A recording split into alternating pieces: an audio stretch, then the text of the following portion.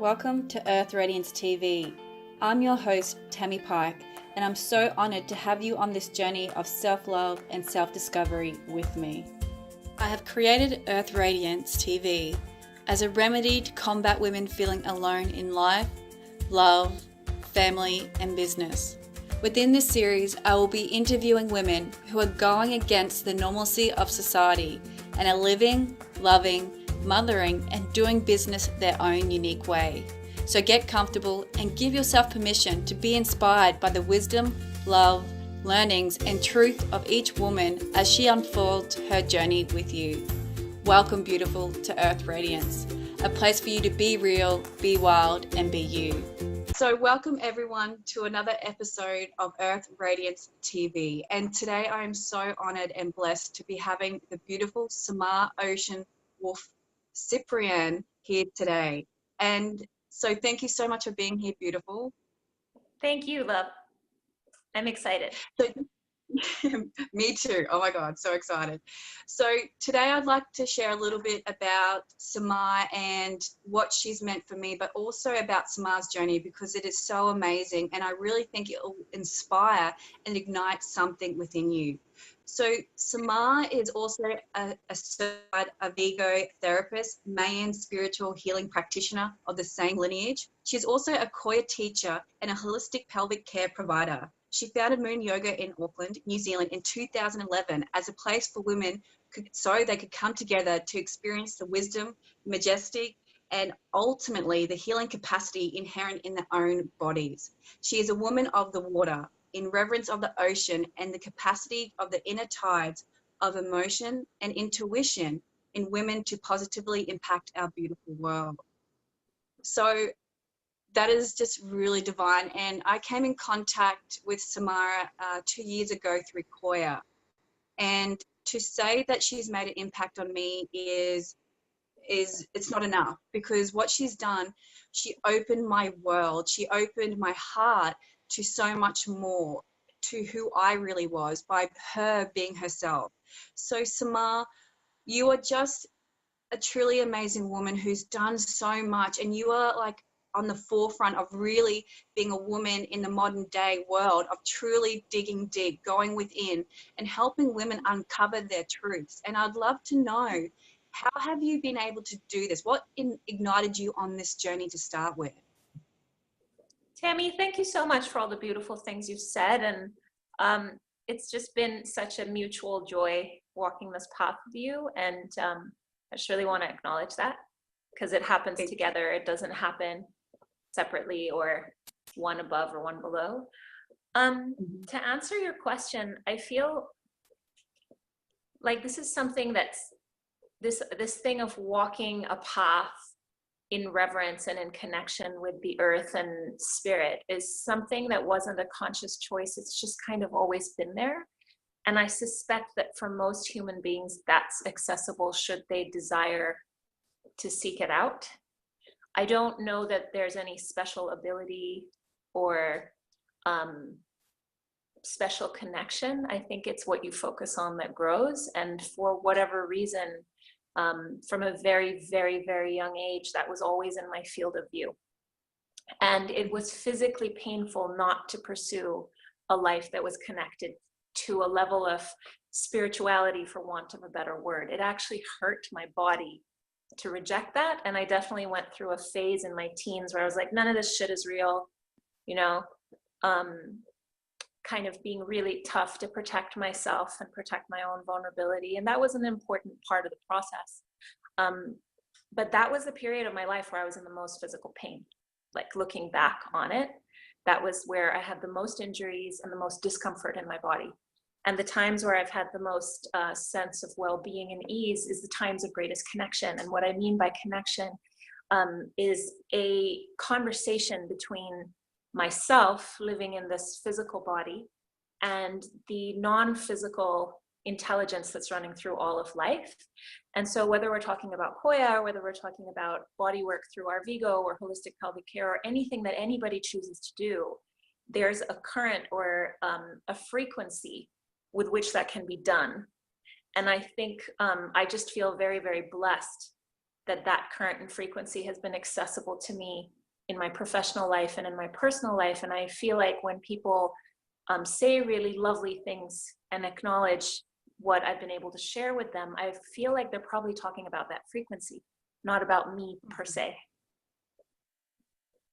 Yeah, amazing. And I remember you talking to me about that and really helped me understand, I guess, the ego side of things and, you know, being of service. And you said very beautifully that we are a channel and we are the container for that work to come through. And as soon as we allow that ego to step aside, we can truly be that whole channel that, you know, to really embody our work and to do it without, you know, looking out elsewhere or seeing where we're not good enough. We just know we are whole and we're doing everything that we need to be doing so beautifully and so naturally, because we're trusting that process and we're not getting caught up in that mindset of we're better than because we can do this. Like you said, no one's above, no one's below. We're all on that same path, walking together. But I guess it's so hard in the world where they don't understand this, I guess, you know, where they really are stuck back in that the patriarchal mindset. So a lot of women who are going to be watching this, you know, women who are in business and women who are doing some sort of work, how can they actually allow that truth to come into themselves, into their bodies, to find that it is true and it can be how we live our life and do our work? This is such a great question, and it's so cool because recently, I think before you even initiated this meeting, I just kept having this sense of like, oh, I wish I could talk to women about this. I wish I could discuss with them. Because it's so, to, I guess, legitimize a little bit about what I'm going to say, because it's just my opinion and nobody needs to take it on board unless it resonates with them, is I've been running a business at home for the last 7.5 years in a country that never saw these 3 bodies of work that I've been representing and holding, and have been really blessed to now have teacher trainings coming up in all of them. And so in a sense, you know, if anyone were to look at the situation, they're like, wow, that's like for a healer, even though that's not how I describe myself, but that's the category it would fall under. Like, that's pretty successful, you know? And I have a really wonderful life and I love it and it's always really fun. I feel like what's been really interesting for me about this whole process is it's been entirely led by the work itself. So I often run into this question, especially from people that I've been in a mentorship role with, or people that are just asking, like, how did you do this? You know, one of it is being blessed to have the right conditions. It's like life provides right time, right conditions. It's not all something I came up with. And I'm definitely not saying, just trust it and do no work and don't, that's not at all what I'm suggesting. It's more like, don't push against the tides of what is happening. And I feel like really drawing upon one of my teachers, Tammie Kent's book, Wild Creative, where she talks a lot about the creative process. So like, that's one piece of it, is the thing itself wants to be born. So we need to start listening to the thing itself and going, how does this want to present itself? And I see this so often because my clinical work is a lot with women who are going through fertility challenges or are on the beginning end of wanting to get pregnant or recovering from the effects of pregnancy or any, you know, variation in between. There's a huge parallel between that process of becoming a mother and the process of being a businesswoman, especially doing work for other women. There's a lot of parallel in terms of how we hold these creations.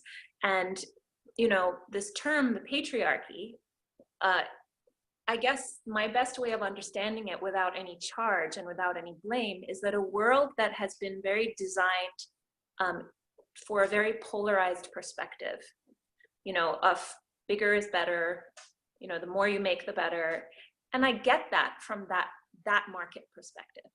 But I don't know that that translates to most of what the women that are going to be watching your videos are doing. or the desires that they have for the work that they want to put in the world and the way they want to generate income and the way they want to benefit their communities. So it's one of these things about like, that's great for PepsiCo and, you know, large corporations. Like, that's a valid way to be in that world.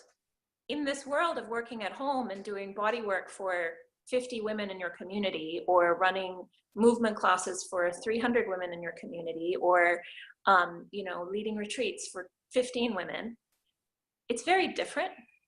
And people seem to be coming to have an experience that's different from what they've been already experiencing in that more patriarchal system, because it's gotten very out of balance. And so it's been a really interesting experiment, because I've worked at home and I've had my son with me the whole time. And so I feel like professionalism is really important, like showing up on time, making sure the sessions are like really solid, no interruptions, you know, all these things. And of course, all of that has been wobbled from time to time being in your own home. And then on the other side, there's this incredible amount of control I have about the quality of the experience. So it's the biggest thing I had to overcome was other people's opinions about it, because it was a model that I have seen before, but not exactly. You know, everybody's expression is different. And it was a thing of like, you know, other people's fears about, well, people are coming into your home, what are they going to leave behind energetically? And people are coming into your home and they're like jealous and envious and like all these layers. And then people are coming in and judging, and, you know, it's not that, why don't you have online scheduling and blah, you know, all these layers of stuff. And I think the very first step was just going, what do I want? You know, what is my what's my business plan? Not what I'm seeing on Instagram or what I'm seeing on Facebook about how it should look. That was the first step, is actually defining like, what do I want to do? And that actually took a few years of really version 1, version 2, version 3. And I feel like I've really got it down for me. So I guess the first little piece of support is, what do you want your life to look like? If you didn't have all that programming about success, what would success be to you? Like, how many hours of work would feel like success for you? Not for anybody else, you know? And it may be a lot lower than we think. And doing that without guilt or judging it, like really being honest with yourself and delving into that, because I think this is the biggest thing. Like, even if we think we only want to work 1 day a week, whatever it is for you, that's perfect for you. But we then start judging it against, oh, well, you know, what about this and this and this? It's like, let it go without judgment. Let your true desires and wants come through without that fear or that, you know, that conditioning, and truly just see how it can play out. And sometimes you do have to trust, like, it might take a few years to get there, but if you trust that this is your truth, you will find it. You'll find the ways to uncover that, to grow yourself and your business in a way that feels really good and nourishing for you to get to that point, won't it? Absolutely. And I feel like, you know, without being naive, you know, there's this cultivation process. And it's like, sometimes I feel a lot of empathy, you know, I've seen it in myself, I see it in other people all the time, is someone's doing well at their thing, whatever that thing is. And then that hits a deficit in the viewer. And then the viewer's like, well, if I just follow that recipe, then I'll get to that same place.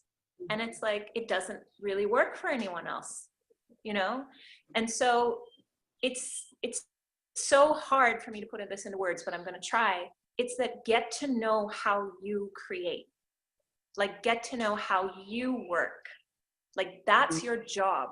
And there's going to be a little bit of a teething phase, is whatever the business is, like whether you're selling a product or whether you're doing service or whether you're holding groups or whatever, you're going to make a lot of mistakes, but they're not really mistakes. They're experiments in terms of seeing how it runs for you, because that's how we learn, you know? So I can definitely share like what's worked for me, but I don't know that that would work for anyone else.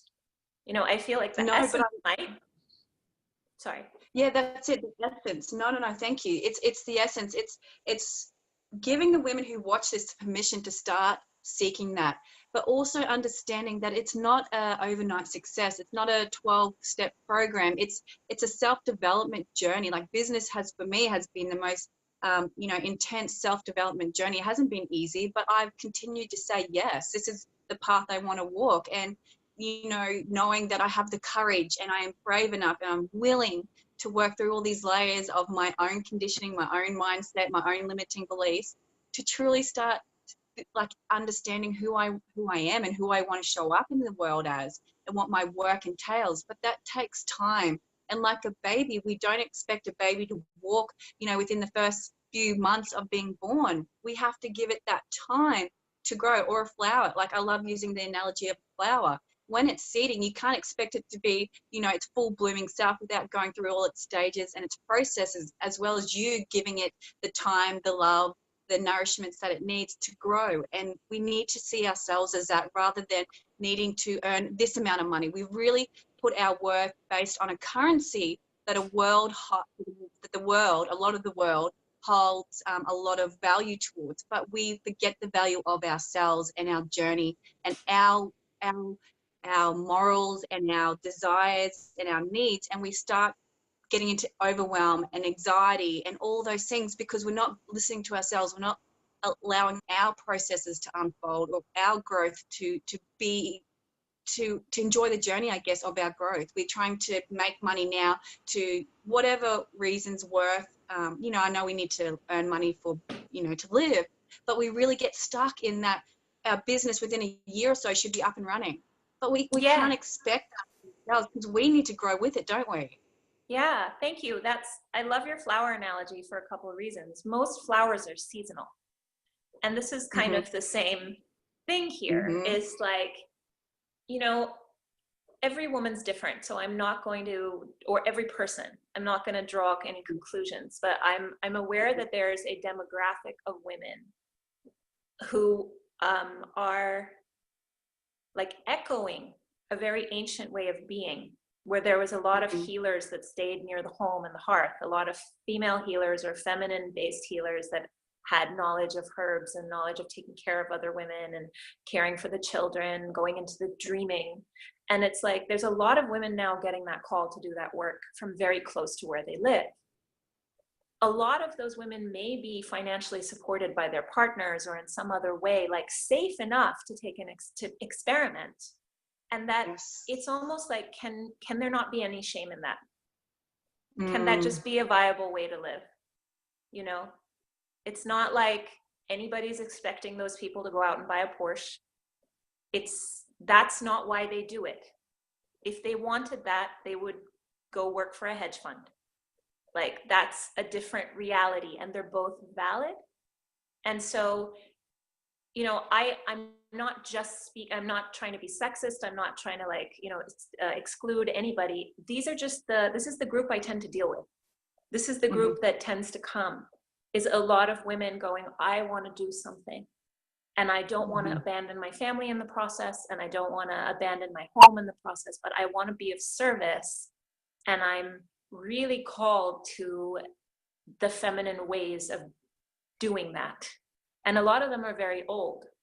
And so this is a very different state to be in. And I think it is really like healing a lot of the shame around, oh, I'm not earning as much as X, or I'm not doing this or whatever. And it's like, you might be, you might not be. But is that the reason you started doing this? And if it is, then that's something that needs resolution, because it's probably not going to make as much money as another career. But there's different metrics for success, right? And there are different measures for what a fulfilled life is. And this is a very fulfilling life. Like, that's how I experience it. I'm not saying it would be for anybody other than me, but it is a very rich life. And as the years go on, there's more and more monetary return, because there's just, you get better at something. And that's the other thing I feel like, it's a very basic thing, but it's an important thing, is that you have to get good at your craft. And that takes time. And it's hard when there's so many visuals coming on the internet all the time of like successful women. And I see where that started. I also see the damage it's done. And it's actually none of my business. Like, people can do whatever they need to do. But in reality, on the ground, if you're offering any kind of service, there is a period of having to become good at that. Just graduating from a training gives you the tools to begin to learn how to do that thing. And so that's reflected in the period of no one's coming, or I'm not making any money, or, you know, it's like, because you're learning, and that's okay, you know? And so I hope I'm making sense, but it's just kind of all these threads. Yeah. It is. It interweaves so beautifully to give the bigger picture. And we are so hard on ourselves because we have this idea, whether it's going and getting a degree or going and doing that course, we think as soon as we get out of it, boom, we're going to be able to have, you know, all these clients and da-da-da. But we have to be able to actually know how to do that and hold the space for those people, because we've done the course for our own medicine. Usually that's why we do it. And we actually have to integrate and embody that. And if we aren't being authentic to that process, how is it that we can be authentic in that space that we hold for those other people that are coming to us to receive whatever it is that they're needing to receive at that time? So it is so very important. And I think that's the truth of the now that's coming in, is that we have to be walking our talk. We have to be so authentic in this kind of work to truly be able to, I guess, show the way for others, to be the role model for others, and to really give that, like you said, that everything we can to that session and to that person, and go through those teething processes. Don't give up. Like, keep trusting yourself, because for me, it's been 4 years, like 4 years constantly in this state of progression. And, you know, I'm still growing and expanding and learning each time I do something. And same for you, like you've been doing what you've been doing for a really long time to establish yourself in this field, in a world, in a place that didn't understand it. So not only did you have to grow in it, but you had to be able to be authentic and truly walk your talk, so it ignited and awoken others around you to the magic of what you do, or to the importance of what you do. Thank you. Yeah, I so hear you. And there's so many things running through my heart right now, so I'm just going to kind of bullet point them. And the first one is really that there is no shortage of people that need help. You know, I'm assuming, and I might be assuming wrongly, but I'm assuming that many of your viewers are offering a service, and the service is to the soul on some level, you know, whether it's clothing, whether it's movement, whether it's the food they make, or whatever. It's in service to a more soulful life. And when I get really down or overwhelmed or, like, you know, fed up, it's just really good for me to remember there's so many people that need help. And that, you know, we spoke about this earlier, is that if it becomes about me and my self-worth, then I get incapacitated and I can't help anyone. So it's like, my ego is such a funny word. Like, there's so much connotation with it. It's a tough word. But my emotional needs and my, like, acting out is a valid part of my expression and my humanity, and my need for attention, and my need to be adored, and my need to, like, throw a tantrum, and all the things that, you know, go on behind closed doors for all of us. They all need to be tended to, but they cannot be tended in my work. They have to be tended elsewhere. And so it's like, there's so many people that need help. But if I step into that role, not having taken care of myself, and not having understood that, like, I have a part of me that's really damaged and really vulnerable and really needy, and I need to take care of her elsewhere, so that when I show up, it's not about me, you know? And that's this whole work-life balance thing, is like, your work can't be everything. The moment it becomes everything, it's not work anymore. It's like therapy, and people will not want to pay you for you to get therapy. Does that make sense?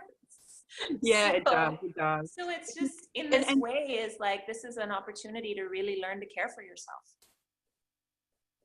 Exactly. Yeah, for sure. And create that balance. And so I guess also for the women that are going to be hearing this, like, they're business mums and they're working from home, or, you know, that kind of way, how do you find that balance, and how do you prioritize yourself so you can show up and be all that you can be in each moment of your day, whether it's with your son, whether it's with your client, or just for yourself? How do you do that? Like, what does that look like for you? Yeah, thank you. That's a great question. I have to have very clear boundaries between the time that I'm working and the time that I'm not working. So it's very simple things, like people suddenly, their sense of propriety gets disabled as soon as they realize you're in a house, like versus an office building. It's like some magical thing happens where they suddenly go, I can show up anytime I want and I can behave any way I want. And I had a lot of really funny, disturbing, painful incidences where I had to set really strong boundaries with people. But like, for example, it's a very minor example, but I run movement classes out of my home, and I send, you know, an email out every month that they're going to happen. And then when people sign up, I send a second email welcoming them, and especially if they're new, you know, all the information they need to know. But in that email, it's like very, very, very clear that this is where I live and work, and this is the time the class starts, and please arrive 15 minutes before so you have time to relax and settle in. But please do not arrive earlier than that. And initially people are like, well, that was weird. And I'm like, no, it isn't. And it's like, so I add the line about, because I will be tending my family. And so in a sense, it's just getting really transparent about what your needs are. It's like, when I'm here, I'm here. I'm here for you. This is an open space. But at such and such time, that energetic changes. And often it's like, especially, I think different cultures are different, but I know in New Zealand, there's a lot of like, don't be rude and don't say anything. And like, I'm not from here originally. So I had to learn that. And then also maintain my own state, which is, I can say something very compassionately, and I can set a boundary very compassionately. And people listen. You know, it's like when we're too scared to say, it's like when we want the other person to read our mind and be like, you know, why are you still here? Or why are you taking more time from me than I'm willing to give you? It's like everybody's been through that, where the other person wants more from you. And it's like often from a very innocent place of deficit, but getting really clear about your time. And that's kind of my first thing, is like protecting my time fiercely like a tiger. Like that's been my biggest learning. And the thing that's given me the most is like, I'll work 2 days flat out. And then I have so many other responsibilities in terms of administration and my son, and he's homeschooled right now, and like all these layers. So people like, you only work 2 days a week. I'm like, that's not true. It's only what you think. It's also nobody's business, but it's not true. I only see people 2 days a week in order to be sane enough to continue to do that. You know, so it's like, that's where the masculine really comes in, is like that very, very clear, strong structure, so that within that structure, there can be a lot of melting, you know, because if I don't manage my time, I will suffer physically. And I have, like, I've burnt out many times. And so it's been it's like tuning an instrument. It takes a while, and then you find your range, and then you stay in your range. So that's kind of my best answer. The second little piece around that is really understanding that a lot can happen in a bodywork session, or a lot can happen in a Qoya class, or whatever the offering is, that can be very intense and very moving. And over the years, like some of my teachers have said very clearly that, like, you know, when they're gone, it's over. Like, you know, you don't take it with you. And that's something I think was a learned behavior, is that it literally goes, people ask me all the time, oh, do you remember what you said in our session? I'm like, I have no conscious recollection that even happened. And it wasn't a deliberate choice. I think it's just cultivated over time, is that that's a different state, that's a different place, you know? So what happens there, it's like, it just stays there. Do you know what I mean? And yeah, so, like, I totally understand. It's so important to have that, because otherwise we take on those other people's energies, and we start thinking about them, and we might feel that we have to reach out and do some more, like, you know, whereas that's their process right now. They come to us for that session, Now it's their journey, it's their responsibility, and we can't take on the responsibility of everyone we help. No. And when we do, we're actually taking away from that person's experience or their chance to really become empowered in themselves, isn't it? Yeah. And I mean, this kind of like, when you're working in a therapeutic context, you're really going into people's lives, and that is not a small thing. It's a huge responsibility. It's a massive honor. It's something I would never take lightly. And it is not of service to them for me to hold on to their stories. You know, it is not service to me or my child or my partner or my dog or my home, but it's also not serving them, because that sets up a false reality where I, in their mind, may become more than someone just offering a therapeutic experience. And it's like a lot of people who come to class or whatever, we end up being friends after a while. It's just great. It's like, that's fine. But something has happened through that process where they've let go of me as just a therapist, you know? And there's a lot of people in the stage where I'm really a person they're coming to for a lot of help, and they can't be friends at that time, you know? So it's very intuitive, it's very unspoken, but those boundaries are very real, and they're there for a reason. And it's not mean. And I had to really learn that, you know, because I didn't have a lot of understanding of that growing up. It was all about overgiving. And so to have an actual safe boundary is still a level of overgiving for me compared to like the norm, but it's a lot less than I was doing. And I feel stronger and healthier because of it. And so it's just this thing of, you know, you as the person giving needs to have enough energy to do it. And then some. Like, you've got to be able to live your life, and you've got to be able to take care of your family, and you've got to be able to just have time where you stare at the ceiling. Like, that's really important too. And that's self-love. Like, having boundaries is self-love. Having you know, really prioritizing your time is self-love.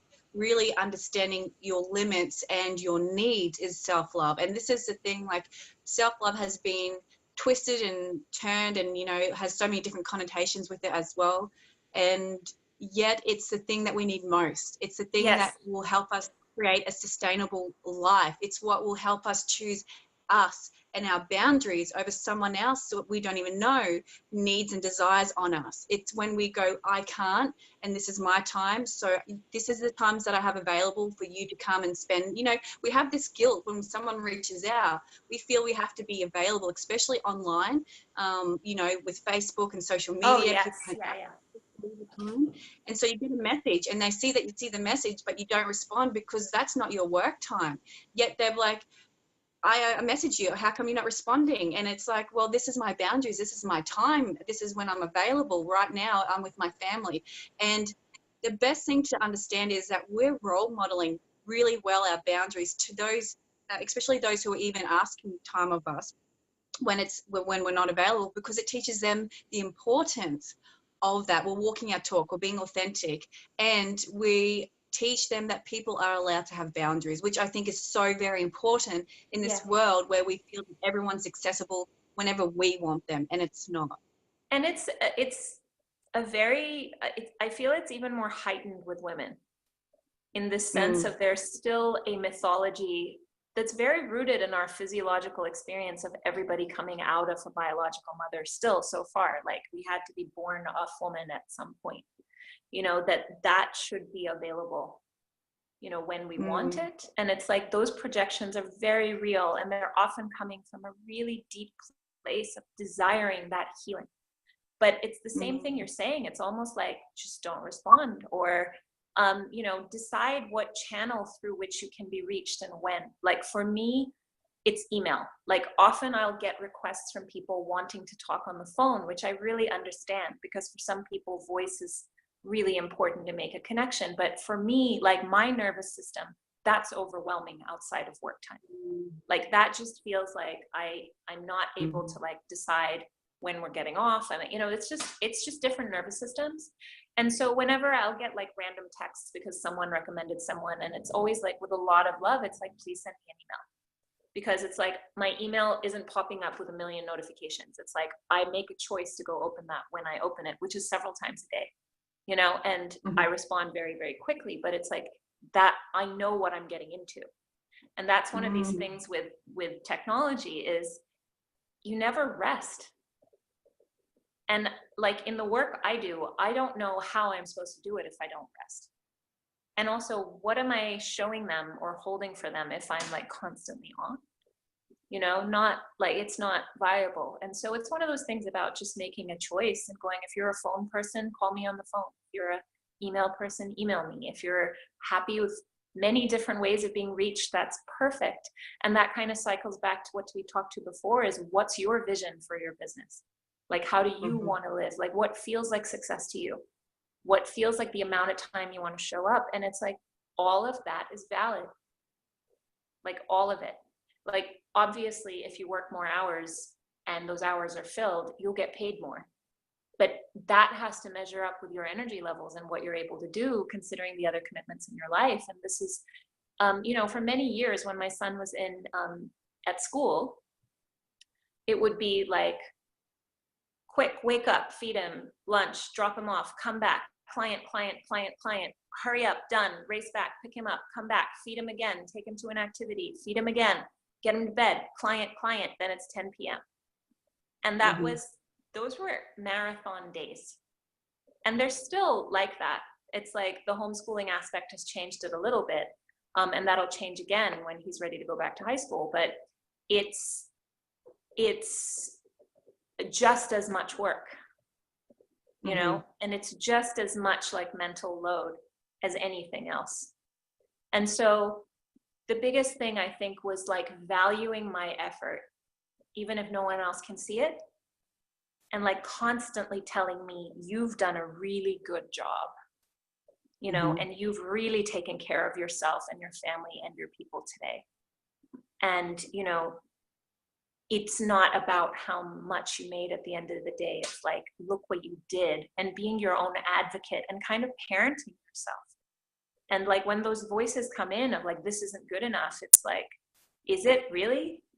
Based on what, you know? And like challenging that a little bit and being there and reminding yourself of what you've already done and accomplished has been incredibly healing for me. And I feel like has positively impacted other people in my life too. Yeah, oh, definitely, because you're role modeling that and, you know, showing the way as well. And I guess even your children and your child, so your son and your husband, your partner even, that this is how I accept myself to be treated. This is how I treat myself. This is how I expect you, you know, this is how I want to be treated. This is how I treat you. And it's that the continual role modeling, isn't it? And that continual authenticity of self, of needs, of desires. And I can't stress this enough, because so many women think that they aren't able to have that. Like, they feel that they have to be, again, on all the time in business, in their, you know, in their partnership with their husband or partner, whoever they're with, girlfriend, doesn't matter. And then with their children, it's like, how do I learn to find that balance? And sometimes it's going with your child, listen, I just need time for myself for a while, and being okay with that. With my husband, I need my time tonight, you know, and being okay with that, letting go of the shame and guilt that we have allowed to build up around ourselves, you know, with thinking that we have to be everything for everyone all the time, and we don't. And this is really, really important, because this is where it's going to start to get like into the stuff that I'm really passionate about. Okay. It's this idea around really what is the feminine, and like, how does she work, and what does she have to offer? And that so many, I'm speaking about me, but I'm assuming that many of us didn't really have role models about what that is, you know, and grew up in cultures and times where there was a much more established masculinity. And, you know, in the cultures where women were making strides for their own freedom and their own like sense of being taken seriously, the only option was to become more like men to be taken seriously. You know, and this is a different time, and there's a lot of new expression, and there's a lot of like dropping of rigid boundaries between what masculine and feminine is. And then there's a lot of restoration of old ways of being all over the world, and like a lot is happening. And it's a very beautiful time to be alive and to witness this, because a lot of us were children of times where it was much more delineated. And so in terms of dropping into what the feminine is and what that flow feels like, while the masculine can really hold those rigid boundaries, that those rigid, strong boundaries allow for intuition to drop in. And when you're like, this person needs more time, or I'm really feeling like to say no about this, or this particular class needs to be repeated more than once, or I really feel like I need to reach out to this person, or could you excuse me, I'm really getting a strong like call to go in the other room and check on my son right now. Or, you know, to be able to stand in that intuition and that liquidity and that place where it's like these forms of being informed that were not given any validity before can actually be held with the same reverence as just memorization or force or, you know, control or whatever. It's like, these are different ways of being. And it's like in that sacred masculine container of time and space and holding, then the feminine gets to show us what she really is. And that's where the magic starts to happen. So whether you're selling a product or whether you're holding groups or whatever, you know, I am sure you ask any of your women or any of your people that they've had moments of inspiration and intuition when they were really relaxed that were like change the course of what they did if they were listening to it. And if they haven't, it's a worthwhile experiment to go, what happens when I know I'm safe, when I have a really clear boundary, and I just drop in? What drops in with me? And, you know, my work was entirely founded on following intuition. In 2009, I went on a vision quest in Northern California because my son was like 4-ish. And those first 3 to 4 years had just been all about really tending him. He was the work. There was no space to work on other people. Like we moved into our home. It was like all that depth of like mothering where there was no space to take care of other people or be productive in any other way. And that was necessary, like very necessary for everybody's welfare. And then it was suddenly like hitting a brick wall and going, okay, that's done. Now what? You know, like a sudden sense of urgency around, I don't know what my purpose is now. And so I went on this journey to the Redwoods and I really asked, like, show me what you want me to do, because I feel lost. You know, I knew who I was before I had him. I knew who I was when he was really dependent on me, but now I really don't know. And so from that vision quest, from those 4 hours in the Redwoods, I tripped over the root of a tree and it looked like a human arm and it had 5 fingers, and I had this like really weird experience with it. And I'm like, what does this mean? And then I got on a plane and I'd been given a book by Dr. Rosita Arvigo, and I was reading this book and I'd been gifted a session with an Arvigo therapist, and I went to that and like things weren't clicking yet. And I'm reading this book and I'm reading this book and then I'm getting really tired and I close the book and I shut my eyes and I hear this voice and it says, you are to go to Belize and study Mayan spiritual healing. And I'm like, huh, what? Who said that? You know? And I look up and every TV screen, because this was a while ago, on the plane had Belize on it. But I couldn't hear it because I didn't have the headphones on. But not just that, it was the island and the place where my son had been conceived, because we'd gone there for a wedding and I didn't even know where it was. And I'm like, what's this weird country that I'll never come back to, except I did so many times, you know? So that was the beginning of a lot of being led, like being led around Arvigo, around the spiritual healing, around Qoya, around holistic pelvic care. Qoya, for example, like I did 9 years of yoga teacher training on and off, not continuously, but you know, over a 9-year period, really went deep because yoga has been big medicine in my life, but it was never the thing I was meant to offer. But I kept, like, I got so much personally out of the journey, and my relationships formed with the teachers and the people and the practices. But I was getting to the point where this must have been 2012, like late 2012.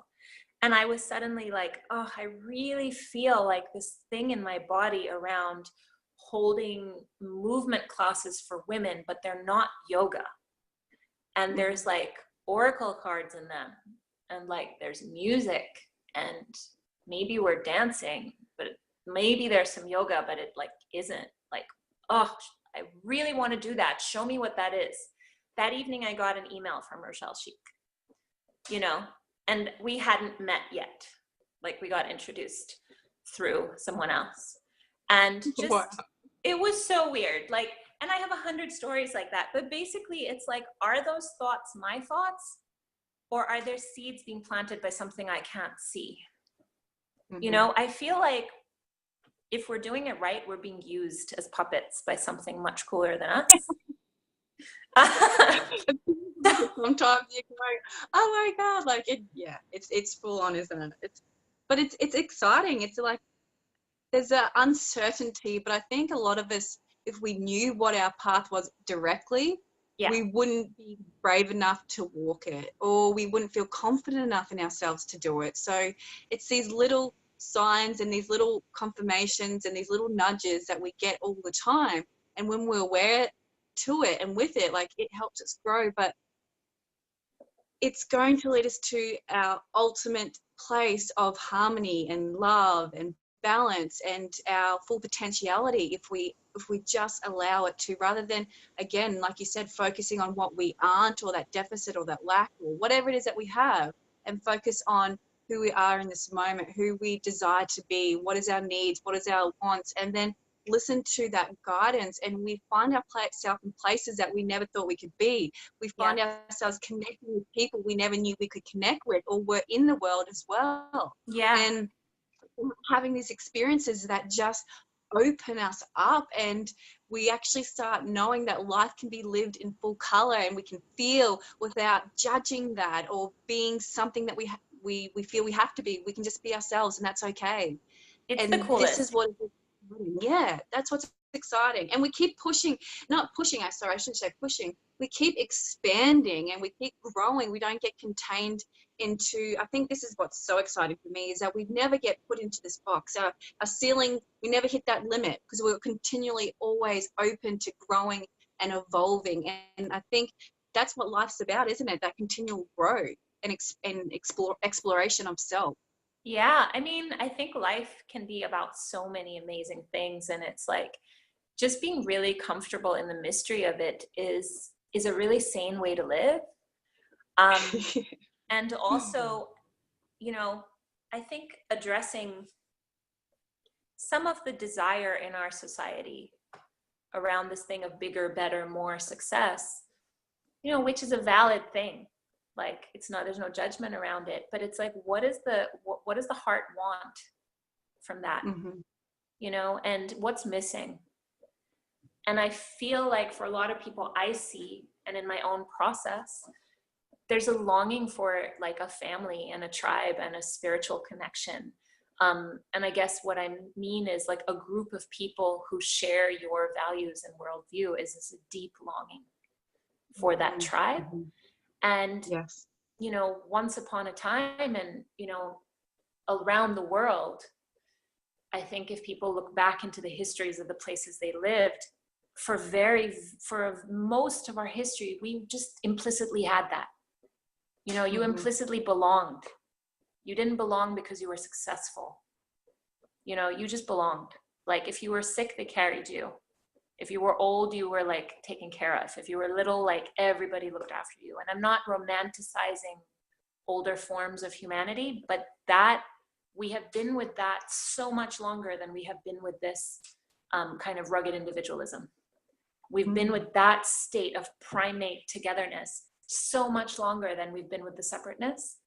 And so this kind of deep sadness in our society about being alone, and, you know, having to compete to get recognition, to ultimately get love. But the irony with competition is it creates separation. You know, it's like that work is very valuable in terms of examining like what the heart wants. And maybe not everybody wants that, but I know I do. And I know that like a lot of the women who come to the spaces I create are looking for that connection. And, you know, you would just, like, listening to all the stories of love and loss and brokenness, like it's amazing. And it's like my personal work around like what I've learned from doing this work, and what I've learned is that I have to make my heart bigger to hold all of it. You know, not my physical heart, I know you know that, but I keep saying that just so the physical heart understands that that's what I don't mean. My energetic heart, to expand it enough to just be like, yeah, like there's a lot of pain and there's a lot of beauty. And it's, you know, it's a very valid way to be, to compete on a, you know, market. It's also a very valid way to be, to offer a service, to create a community, to meet that need that's so rampant, you know, and it just seems like a lot of women are getting that call. Yeah, definitely. And like I was saying with that limitless, is when we start feeling unlimited and we see our wholeness and we fully have arrived at self-love, that's when we can truly open our heart to our tribe and those ones who are here to rise with us, to work with us, not in like, you know, services, it could be that as well, but really to work with life with each other.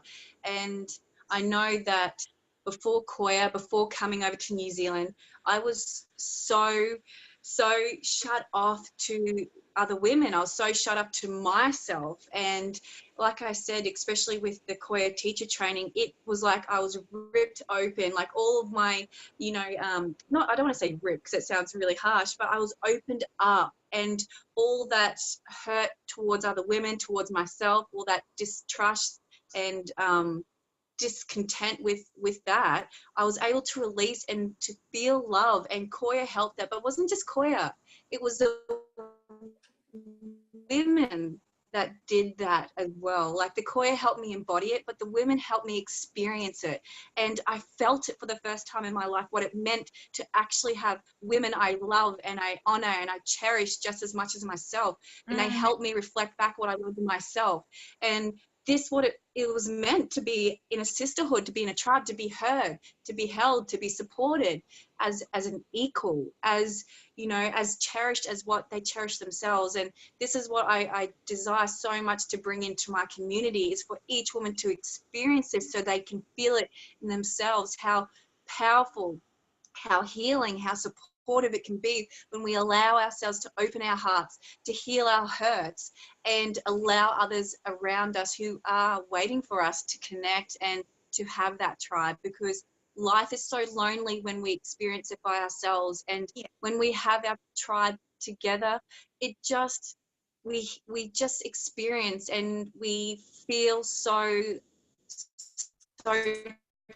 together and so whole with our tribe with us, don't we?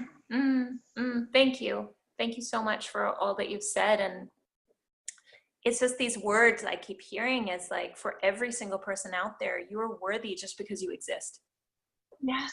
You know, you're just, you're worthy. Like, what if that was, you know, how they talk about universal income and universal healthcare? Like, what if it was just baseline worth? Like, that's not in question. Like, what would the world look like if people just understood that they have worth because they exist, because they're human, or not even human, just because they're alive? You know, that's been, I think, how I've really strived to be with people, is to really recognize their inherent worth, whether I like them or not. You know, it's to just recognize that they have worth because they exist. And, you know, Qoya is magical, and Arvigo is magical, and holistic pelvic care is magical, and everything every single person who's listening to this is doing, every modality they found, there's special essence of magic interwoven into all those things. And, you know, the world needs all those things. And it's just that thing of, as I look around our modern society, one of the things that's always surprising to me is just people get so stressed that they forget to be kind, you know? And it's like having compassion for that stress, but also just like, can we just slow down and just bring back like simple things, like recognizing another person, you know, as worthy? And I feel like that's really all I did. And somehow it kind of turned into wildfire here. People were just like, oh, you know, and then they started doing it to each other. And then all these women are doing it to each other. And I'm just like, this is so simple. That's what I want to share too, is like when you follow your truth, you create space for others to find their own. And by you doing what you've done, and I just want to give that recognition of, you have now created such a massive community of people who partake of Qoya, Arvigo, your holistic health. You've led them and opened and showed them so many different paths, that you have practitioners all in Australia and New Zealand and around the world. You taught Qoya classes all over the world. You taught Qoya teachers all over the world. You're spreading your message and this activation everywhere. And what you are doing is just absolutely like phenomenal. Like it is, you've created this wildfire that is continually rippling out in the world. And one thing that I am just so in awe of you is that when I first started becoming aware of you and what you do, you were creating all these other people in your same like area, not creating, there's so many more coming into becoming teachers of Qoya and Arvigo and all that. But I was like, how do you do this? How do you still run your business and be okay with all these other women doing it too? And you're like, well, I attract different people to them. And, you know, if there's more people out here who, you know, get to access this, then the better. And then those teachers were coming to you again for you to hold space. So it was never coming from a lack mindset of, if I help people do what I do, well, I might not get enough people. It was the complete opposite. And it just has expanded and exploded like crazy, because you trusted and you loved so much that you were able to open your heart and your mind to saying, yes, this is the way, this is what is good. And it's not about lack, it's about abundance and us all experiencing this. Thank you. Yeah, thank you for acknowledging that, in that it's a process, you know, because we're always up against these stories of lack. Yeah. But I think what I experienced in that very magical time, where suddenly it went from being like a practitioner of these bodies of work, to the knock on the door, not even from the people, because they were interested, but the knock on the door from the spirit of the work going, I'm ready to grow. And I'm asking you to do the work it's going to take for that to happen. And, you know, it was almost like breathtaking in the sense, the strength with which that was coming. And I had this very deep awareness, like it was non-negotiable that if I did not open this, you know, and it didn't have to be me, like someone else could have done it, but I know in that moment, it's like I was positioned to be the person to do it, is that if I didn't share it, it would disappear. Like it had reached the point in its own momentum. Like I'm not just talking about Qoya or just talking about Arvigo or just talking, like, you know, holistic pelvic care training is happening next year. It's very exciting. Tammie Pike's coming, but it's just this thing of like the work itself and the way it was with women here was ready to birth itself anew. And if I let my fear, which we all have, stop that, I would no longer get to experience it. You know, and that was like a real moment for me around, you're being asked to get bigger. You're being asked to trust more than you've ever trusted before. You know, you're being asked to, like, this thing that you, this baby that you like grew and loved and like took care of, it's like now you've got to give it to everybody. And it was wonderful because it teaches you like nothing really belongs to you. And when you don't hold things so tight, they get to be themselves. And I hope I don't sound super crazy, but it really is like the work itself is talking, and the work is saying, this is what I want now. You know, this is where I want to go. And it's like, it's that whole thing of like the unborn child. They're half the birthing process, where it's like women give birth, but really, do we do it by ourselves? It's like the child like initiates the process, and the child has to be the one who goes through the, like, you know, this epic journey through the birth canal into the world. And it's like, they have to be working, and it's their journey. It's their birth. We had our birth, you know? So it's the same thing with the work. It's like, it's as a meditative practice, whatever is coming through you, whatever is inspired to be born, like, can we treat it as an equal? And can we treat it as a peer with its own desires? And you know, that is an incredible ego death. You know, it is. Yeah. It is. Yeah, definitely. It's but it's worth it, because then these like unbelievable things happen. You're like, wow, I get to have this experience. It's fun. Yeah. Amazing. That is so amazing. And what I want to share with other people who are watching this and, you know, are new to this way of thinking is that Samar travels all over the world doing this work, like by trusting herself, trusting this process and doing it this way that feels good for her, but really being in tune with her intuition. It has led her all over the world. So she's not just saying it just on a whim, and, you know, she really embodies this work and is living it and breathing it. And it's taking her on amazing experiences and places. And she's sharing this, her work all over the world. So, which is really amazing. So Samar, I just want to say thank you so much for taking time out to share your message and share this with these amazing women who are going to be experiencing this series. And I would just love, because I know I love working with you, if anyone wants to reach out, how do they find out how to work with you? Yeah, so if they're physically able to get to me, we can do body work, or they could come to a class, or, you know, like partake in those offerings. I teach retreats here in New Zealand and sometimes other places too. My website's a really good place to look. Very rarely, I don't do this very often, but like people ask, they're like, can we just, you know, talk? Can we have an intuitive session? What, you know, that kind of thing. I'm open to that. I feel like my desire is people access their own intuition, but sometimes a chat is a good place to start. So my website's great, and just sending an email is great, and we can just take it from there. Awesome. Yeah. Thank you so much. And thank you so much for everyone who is listening and opening their hearts and mind up to their truth and to who they really are on this journey of life, and knowing that you're not alone. So if you'd like to reach out to Samar, I will put the details with this episode, as well as, you know, being able to make contact with me if you want any ask any questions. But thank you all. Thank you, Samar, and I'm sending you so much love, you beautiful, amazing woman. Thank you for this time together. Thank you. I love you so much. All right. Thank you, everyone, and see you next time.